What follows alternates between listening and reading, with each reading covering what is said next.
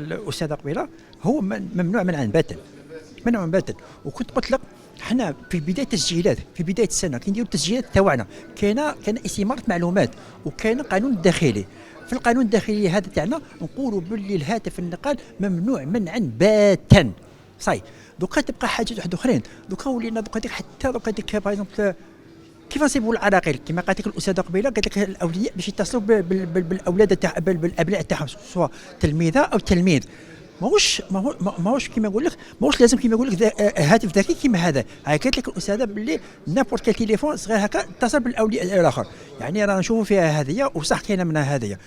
بصح دوكا ديك واش رانا نشوفوا دوكا ديك داخل القاعه، داخل القس، داخل الدرس، على ان دوكا الاستاذ يقول له ما يكملش الاخر تاعي، يقول له صور، يقول له صور الدرس والاخر ما فهمناش. حنا نقولوا كيما نقولوا ممنوع، والاستاذ يقول له صور، والاستاذ يقول له صور الدرس تاعك.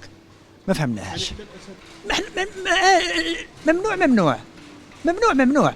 يعني صح كاين بعض الاساتذه باغ اكزومبل اللغه الانجليزيه، اللغه الفرنسيه، مانيش عارف كاين كيما نقول كاين دي دوكيمون هكايا، بصح عم يتصلوا بالتلاميذ، عاطينهم من رقم الهاتف الواتساب جو سي با، يتصلوا بهم كاين دروس كاين اخر. بصح هذه ماشي في القسم، هذه في المنزل. فهمت كيف؟ في المنزل.